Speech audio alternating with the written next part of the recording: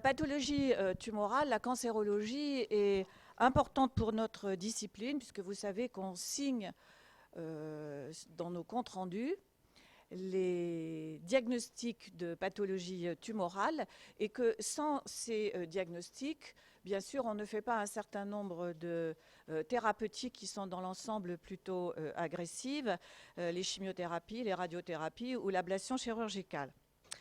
95%, un petit peu plus que ça d'ailleurs, des tumeurs notamment malignes passent par les mains des pathologistes justement pour cette raison. Donc on va voir ce matin ce que c'est qu'une tumeur, ce qui ressemble à une tumeur mais n'en est pas une, ce qui est une tumeur bénigne et ce qui est une tumeur maligne. Et on verra qu'il y a des formes qui sont entre les deux et que bien sûr, comme en médecine souvent, ce n'est pas aussi tranché qu'on pourrait le penser. Et enfin, on baptisera ces tumeurs de manière à ce qu'on puisse, en regardant l'étymologie de ces tumeurs, savoir un certain nombre de choses sur ces tumeurs. Donc, le but est que vous connaissiez les caractères généraux des tumeurs. C'est une base qui vous servira toute votre vie médicale. Comment on en apprécie le pronostic, puisque, bien sûr, vos patients et vous-même, quand vous allez lire la conclusion d'un compte-rendu d'un pathologiste, vous avez envie de savoir quel va être le pronostic, l'évolution de cette tumeur. Il y a des caractères que l'expérience par la macroscopie, donc l'étude à l'œil nu, ou la microscopie, ou des examens complémentaires, nous permettent de préjuger de l'évolution. On construira donc la dénomination et vous avez à connaître certains exemples. C'est ce qui est en général demandé dans vos examens. Alors pour classifier les tumeurs, tous les tissus en gros de l'organisme, pratiquement, sauf la cornée et quelques très rares tissus, sont susceptibles de donner des proliférations tumorales, bénignes d'ailleurs ou malignes. Donc pour les classer, on va s'aider de l'organe dans lequel elles naissent, du type histologique, épithélial, conjonctif, et puis du degré de malignité de ce fameux pronostic. Définition importante d'une tumeur. Vous voyez que la tumeur, on n'a pas précisé bénigne ou maligne. C'est une néoformation, hein. Donc c'est quelque chose de nouveau, un tissu nouveau qui résulte d'une prolifération excessive de cellules. Pourquoi vous avez une tumeur, une grosseur qui se fait? Parce que bien sûr, les cellules n'arrêtent pas de proliférer. En général, elles sont monoclonales, notamment les tumeurs malignes. Elle ressemble au tissu qui lui a donné naissance. Vous ne trouverez pas une prolifération de type hépatocytaire dans la peau, ni des cellules de type cérébral dans un endroit où il n'y en a pas. Sinon, on verra, ce sont des extensions et des métastases. La tumeur prolifère et elle ne s'arrête pas. Donc c'est sa persistance et sa croissance qui font la tumeur. Et donc, finalement, elle échappe aux règles habituelles des cellules qui font ce qu'on appelle l'homéostasie, c'est-à-dire le système de régulation de l'organisme. Alors, vous voyez que néoplasie, dans le langage courant, c'est malin. En fait, c'est la traduction du terme anglo-saxon de néoplasme et néoplasie. Ça veut seulement dire tumeur, ça ne préjuge pas de la nature. La ressemblance au tissu d'origine, ça s'appelle la différenciation d'une tumeur. Ce qui se comprend, est-elle peu différente ou très ressemblante, ou bien est-elle très éloignée de la prolifération? On va donc dire que la prolifération est bien différenciée ou indifférenciée. Et le terme d'indifférencié, on verra, est synonyme d'anaplasique. Et la persistance indéfinie, si par exemple c'est une tumeur maligne qui a été provoquée par un cancérogène, vous supprimez le cancérogène, mais la tumeur, elle, ne va pas régresser. Donc elle a une autonomie biologique, vous savez, l'immortalisation des cellules tumorales. Alors voilà par exemple une tumeur, c'est une tumeur maligne. Elle ressemble à des tubes telles qu'on en voit dans le tube digestif, on dirait des glandes de Lieberkühn. Elles forment des glandes, donc on verra que c'est un adéno, c'est-à-dire ça forme des glandes, carcinome, et il est bien différencié. Voilà deux aspects différents d'une tumeur non plus épithéliale mais conjonctive. Vous en avez une, on voit des cellules fusiformes en haut.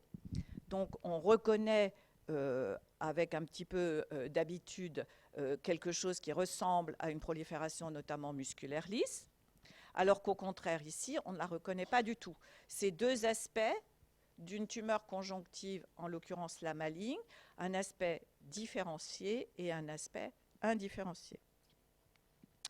Alors il existe, toute grosseur n'est pas une tumeur. Donc il existe parfois des augmentations de volume, des aspects pseudo-tumoraux qui ne sont pas des tumeurs. Il y a en gros 5 situations dont on va voir des exemples qui vont nous aider à cerner ce qu'est vraiment une tumeur. Et ce n'est pas si facile que ça. Alors, les premières, c'est les pseudo-tumeurs inflammatoires. Vous avez par exemple un abcès, ça va vous faire une grosseur. Hein, on retrouve la tétralogie tumeur rubor calor dolor. Eh bien, cette tumeur n'a pas d'autonomie biologique. D'abord, elle ne va pas continuer à l'infini. Et c'est une fausse tumeur par accumulation de cellules inflammatoires ou d'un granulome inflammatoire. Alors, je vous ai cité 2 exemples. La thyroïdite d'Hashimoto, comme son nom l'indique avec le HIT, c'est une inflammation de la thyroïde, qui est d'ailleurs en augmentation relativement fréquente, et qui va vous donner une augmentation de volume de la thyroïde, comme si c'était un cancer de la thyroïde. Ça n'en est pas un. Plus évocateur et peut-être encore plus fréquent, c'est la kéloïde. On vous fait une cicatrice, et cette cicatrice, au lieu de s'arrêter au plan cutané, ce qui est le cas habituellement, avec une restitution plus ou moins ad integrum, eh bien vous avez une prolifération conjonctive qui continue, et ça vous donne une excroissance. Vous faites un petit trou dans l'oreille pour mettre une boucle d'oreille et vous avez un chou-fleur parce qu'il s'est mis une kéloïde. Hein, les cicatrices abdominales, etc. Vous en avez qui sont en fait produits rituellement en Afrique. Hein, on peut faire des cicatrices, notamment sur les peaux pigmentées, qui sont des kéloïdes, qui sont faites cette fois volontairement, mais en général, ce n'est pas volontaire. Donc, après les pseudo-tumeurs d'origine inflammatoire, on a tumeur et hyperplasie. Hyperplasie, c'est aussi une multiplication des cellules, mais elle n'est pas indéfinie. Et ce n'est pas une tumeur. La plupart des exemples que je vous montre là, ce sont des lésions hormonodépendantes. Pourquoi? Parce que si vous envoyez un signal, par exemple, à partir de l'hypophyse, un signal de sécrétion d'hormones, vous pouvez avoir une prolifération tissulaire. Par exemple, si vous avez un adénome de l'antéhypophyse, vous vous rappelez que l'hypophyse, c'est le fameux chef d'orchestre des hormones. Donc ça, c'est une tumeur, mais par l'intermédiaire de la CTH, vous allez vous retrouver avec 2 grosses surrénales, comme si c'était des surrénales tumorales. En réalité, c'est la réponse de la cible, c'est-à-dire de la surrénale, qui devient hyperplasique, à une tumeur qui n'est pas à cet endroit-là, mais qui est à distance. Hein. Hyperplasie de l'endomètre, par exemple, vous verrez, il y a des tumeurs ovariennes, comme les tumeurs de la granulosa, parce qu'elles sont faites de cellules granuleuses comme celles qu'il y a dans un corps jaune. Eh bien, elles vous produisent une hyperplasie de l'endomètre qui ressemble à un cancer. Donc ça, cliniquement, on a l'habitude, quand on voit certaines cibles augmenter, par exemple de manière bilatérale, où on pense toujours à aller regarder d'où peut venir l'ordre qui agit sur cette cible.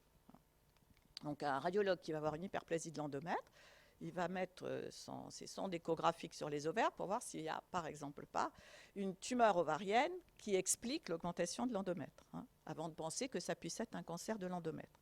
Donc, c'est important, la différence entre hyperplasie, tumeur bénigne et tumeur maligne. Alors, on verra, les tumeurs endocrines sont des tumeurs qui sont particulièrement piégeantes parce qu'il est souvent difficile d'affirmer leur totale bénignité ou leur totale malignité. Et en plus, parfois, ça ressemble beaucoup à une hyperplasie et le diagnostic différentiel est difficile. Troisième catégorie de lésions qui peuvent ressembler à des tumeurs et qui n'en sont pas. Je ne sais pas si vous vous rappelez ce que c'est qu'une dystrophie. c'est lorsqu'un tissu n'est pas correctement alimenté. Mais alimenté au sens large, c'est-à-dire en influx nerveux, en hormones, en vitamines, en sang, etc. Donc, vous voyez, c'est tous les désordres endocriniens, nutritionnels, vasculaires, hormonaux, métaboliques, nerveux. Si le tissu, il lui manque un de ces éléments, il va se modifier et certaines de ces modifications peuvent prendre un aspect tumoral. Deux cas de figure, soit cet aspect dystrophique va mimer une lésion tumorale, mais n'aura pas d'incidence sur la survenue ultérieure d'une tumeur. Soit au contraire, cette dystrophie fait le lit plus fréquent de l'apparition d'un cancer. C'est ce qu'on appelle un état prétumoral ou état précancéreux. Alors la dystrophie mammaire, c'est une lésion très fréquente qui touche surtout les femmes en période péripubertaire. Et vous avez un asynchronisme de maturation entre les glandes, le stroma, et ça fait une glande hétérogène dans laquelle peuvent apparaître des kystes, des nodules, qui peuvent en imposer pour une lésion tumorale. C'est seulement un déséquilibre, là encore, de la nutrition du tissu et notamment de l'imprégnation hormonale qui donne cet aspect. Ce ne sont pas des tumeurs et la dystrophie mammaire ne donne pas plus fréquemment des cancers du sein que la population sans dystrophie. Par contre, vous avez d'autres états qui sont, eux, dystrophiques et précancéreux. Alors, la maladie de Paget du sujet âgé en est un. C'est une lésion qui survient sur l'os et elle fait le lit de l'ostéosarcome. C'est-à-dire que l'ostéosarcome du sujet âgé est pratiquement toujours lié à une pathologie de ce type. On verra que les sarcomes sont des lésions du sujet jeune et elles ne se voient pas habituellement chez le sujet âgé. Quatrième situation, tumeur et malformation. En fait, au cours de notre fabrication in utero, de l'organogénèse, vous avez plein de paquets de cellules qui s'en vont dans des endroits différents pour donner des tissus différents, et tout ça doit s'organiser harmonieusement. Pratiquement, nous avons tous des petites erreurs de parcours. C'est-à-dire que sur le trajet, il va rester des petits îlots de cellules qui n'ont pas suivi exactement le programme pour lequel elles étaient faites. Alors, ça s'appelle, entre autres, des hétérotopies. Je vous ai cité celle du kyste du tractus thyréoglosse. Vous avez au niveau sous la langue, les îlots qui vont donner la thyroïde vont glisser sous la langue sur la face, depuis la face antérieure du cou pour venir en position de la thyroïde normale. Sur ce trajet, il peut rester des hétérotopies, des restes de tissu. À l'âge adulte, ils peuvent donner des aspects de tumeur, ils peuvent se kystiser, ils peuvent se modifier. C'est des kystes du tractus thyréoglosse, donc entre la langue et la thyroïde, et ce ne sont pas des tumeurs. Ce sont des vestiges. Vous avez les hétérotopies dysgénétiques.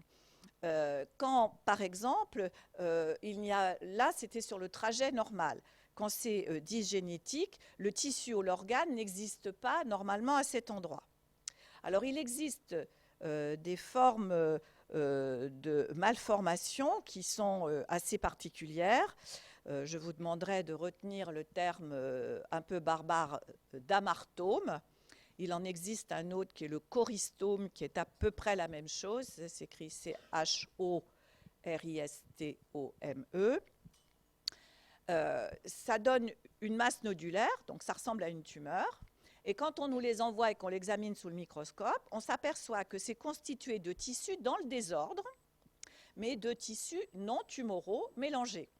C'est une des bonnes surprises parfois des lésions dans les bronches. On pense avoir un cancer bronchopulmonaire, on fait une biopsie et finalement on trouve sur la biopsie un mélange de tissus bronchiques mais dans le désordre. Vous avez un peu de muscle, quelques glandes, un peu d'épithélium cilié, tout ça dans le désordre. En fait, l'origine est malformative.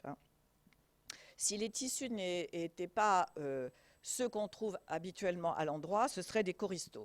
Ce sont deux termes qui sont employés. L'amartome est plutôt employé en Europe, le choristome est plutôt employé par les anglo-saxons, mais les nuances et les subtilités sont